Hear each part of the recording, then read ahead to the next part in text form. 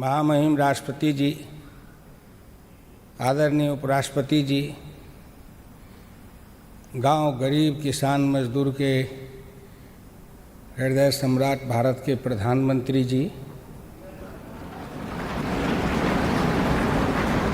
लोकसभा के माननीय अध्यक्ष जी और इस सभागार में उपस्थित सभी सम्मानित सांसद, भूतपूर्व सांसद और आमंत्रित सबों को मैं सादर नमस्कार करता हूँ। मुझे ये उत्कृष्ट कैसे समझा गया? न मेरा बाप उत्कृष्ट न मेरी माँ उत्कृष्ट, न मेरे खानदान में कोई उत्कृष्ट, न मुझे किसी का अनुग्रह, न किसी का अनुकंपा, न किसी का मेरे पीछे नाम, न मेरे पीछे कुछ, लेकिन फिर भी मुझे उत्कृष्ट चुना गया। मैं उस चुनने वाले को हृदय से धन्यवाद देता हूँ।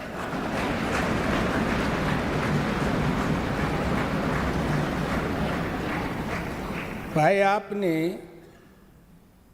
ये गांव के कीचड़ में से हीरे को कैसे पहचान लिया?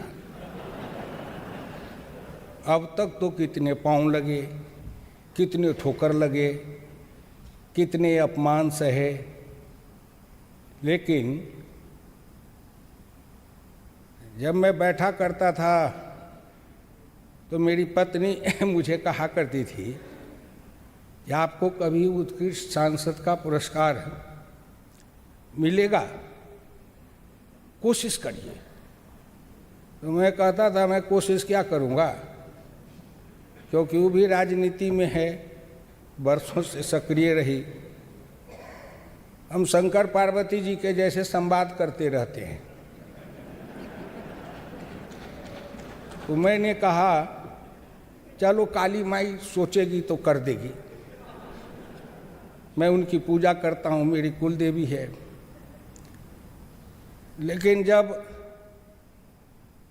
सिल्लीगुड़ी के एक मजदूर मुसलमान भाई को पद्मश्री की पद्म भूषण का सम्मान मिला, तो उस दिन मेरे मन में ये भाव जगा कि अब मैं उत्कृष्ट सांसद का पुरस्कार अवश्य ले लूँगा।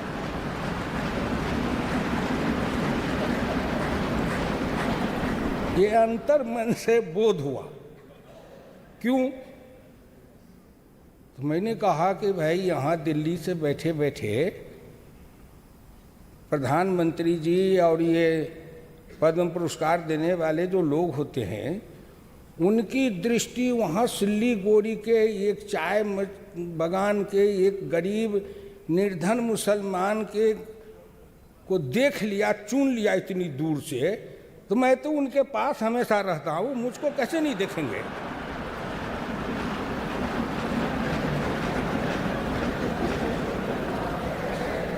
कैसे नहीं देखेंगे? लेकिन साहब, मैं धन्य भाग्यशाली हूं कि आखिर मुझे देख लिया गया। और आज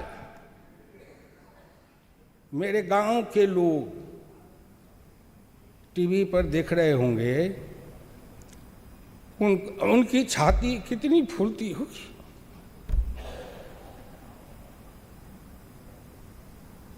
आपने मुझे सम्मानित नहीं किया है।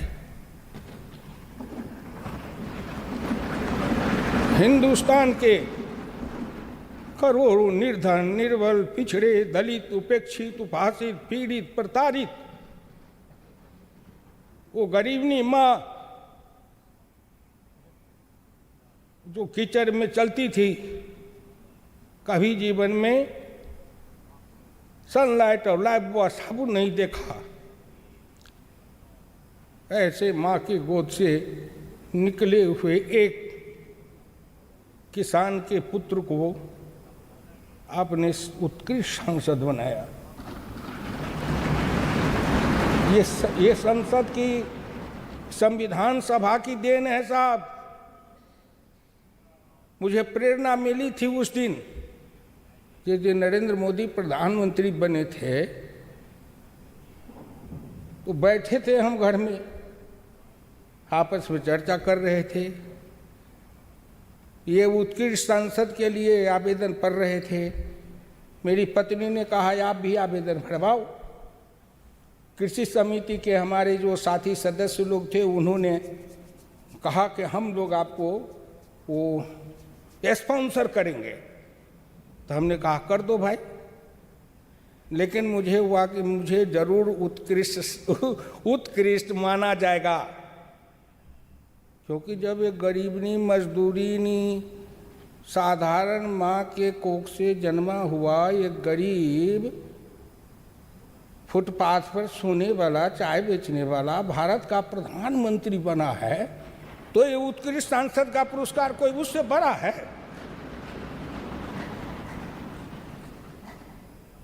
मुझे क्यों नहीं मिल सकता है? ये जो हमारे अंदर भाव जगते हैं, प्रेरणा, ये लोकतंत्र की देन है। भाई राजनाथ जी बैठे हैं, जब ये अध्यक्ष थे उत्तर प्रदेश के, तो मैं इनके साथ कार्यक्रम में ही ले जाते थे मुझे घुमाने के लिए। एक बार दुर्घटना हुई, उसमें गाड़ी में आग लग गई, हम दोनों तो जल के मर ही जाते। भगवान को बचाना था, इसलिए कि आज मुझको उत्कृष्ट सांसद कैसे पुरस्कार मिलता अगर मर गए होते जल के गाड़ी में। ईश्वर की कृपा थी। मैं आप लोगों से ज़्यादा नहीं कहूँगा, इतना ही कहूँगा कि मुझे विश्वास है, इस संसद में विश्वास है, मुझे संविधान में, और विश्वास है मुझे इस देश की करोड़ों निर्धन, निर्बल, पिछड़े, दलित, उपेक्षित, उपहासित, प्रताड़ित उस गरीब मजदूरों के विश्वास पर, और मुझे विश्वास है उस डॉक्टर लोहिया की बानी पर, जिन्होंने मुझे कहा था हुकुमचंद तुम अटूट निष्ठा के साथ मेरी बात को मान के आगे बढ़ते जाओ। एक न एक दिन आएगा जब हिंदुस्तान में किसी गरीब, निर्धन, निर्बल माँ के कोख से जन्मा हुआ अति पिछड़ा का बेटा भारत का प्रधानमंत्री बन सकता है। मुझे यहाँ तक लाने में बहुतों का योगदान है साहब, आपको असंभव होगा। मैं तो 1950 का संघ का स्वयंसेवक हूँ, और मेरे उम्र के तो स्वयंसेवक मिलेंगे भी नहीं, क्योंकि मैं 1950 में संघ का स्वयंसेवक बना। और मेरी विडंबना देखे कि मैं संघ का स्वयंसेवक था, रोज दोनों शाम सखा जाता था, और कॉलेज में समाजवादी युवजन सभा में मंच पर से मैं डॉक्टर लोहिया का झंडा लेके चलता था। और न मुझे समाजवादी पूछते थे कि संघ के स्वयंसेवक हो, कैसे यहाँ आते हो। और न संघ का स्वयंसेवक कोई पूछता था कि आप समाजवादी पार्टी में जाते हो, यहाँ क्यों आते हो। दोनों में कोई नहीं पूछते थे। आज़ादी के साथ मैं काम किया। मैं प्रार्थना करूंगा, धन्यवाद दूंगा कि मेरे ऊपर डॉक्टर लोहिया और चौधरी चरण सिंह जी हैं, और एक कर्पूरी ठाकुर बिहार के थे, निर्धन, निर्बल, मजदूर, बासी भात खाने वाला नाई का बेटा, वो मेरे साथी और बिहार के नेता थे। उनके साथ साथ मुझे पंडित दीनदयाल उपाध्याय के भी जीवन का मेरे ऊपर बहुत असर पड़ा। मैं उनकी गरीबी में रहते हुए उन्होंने जो देश को एक प्रकाश दिया था, रोशनी दी थी हिंदुस्तान के अंदर, उन्होंने एक जमात खड़ा की थी, उसके लिए मैं उनका मेरे ऊपर असर है। लोगों को ये आश्चर्य लगता है कि मैं ऑल इन वन कैसे बन गया। मैं स्वयंसेवक भी बन गया, समाजवादी भी बन गया, लोहियावादी भी बन गया, चरण सिंह के साथ भी, कर्पूरी ठाकुर के साथ भी, और दीनदयाल जी का भी गीत गाता हूँ। तो भाई हिंदुस्तानी हूँ मैं। इस देश में सर्वधर्म समभाव है, सर्व समाज समभाव है। दीनदयाल जी कहते थे समरस समाज, डोरिया कहते थे समता समाज। इसलिए मैंने उसको अपने जीवन में अंगीकार किया है कि सबकी गीत मैं गाता हूँ, भारत की गीत सुनाता हूँ। मैं गांव से रहने वाला हूँ, मैं गांव की गीत सुनाता हूँ। मैं किसान का बेटा हूँ, किसान का गीत सुनाता हूँ। आप सबों को धन्यवाद, बहुत बहुत आपके प्रति अनुग्रह है कि आपने मुझे उत्कृष्ट सांसद बनाया। भाई जब नाम सुनता हूँ उत्कृष्ट, तो मुझे लगता है कितना बड़ा हो गया मैं। शायद लगता है कि गीता में भगवान कृष्ण ने जो विराट रूप दिखाया था, शायद उत्कृष्टता प्रदान किए आपने। मैं 77 से आया, 42 वर्ष तक इस संसद के गुंबद के नीचे घूमते रहा, गीत सुनाते रहा। अब तो शायद मैं चुनाव भी नहीं लड़ने वाला हूँ। जीवन के इस अंतिम चरण में 42 बरस तक इस संसद में रहने के बाद अंतिम में अपनी उत्कृष्टता का पुरस्कार देकर के जो विदाई समारोह में मुझे सम्मानित किया है, इसके लिए मेरा समाज, मेरे क्षेत्र के मधुबनी के गांव के गरीब किसान सभी आपके लिए अनुग्रहित रहेंगे साहब, सभी आपके लिए अनुग्रहित रहेंगे। बहुत बहुत धन्यवाद। बहुत बहुत धन्यवाद। श्री हुक्मदेव नारायण यादव,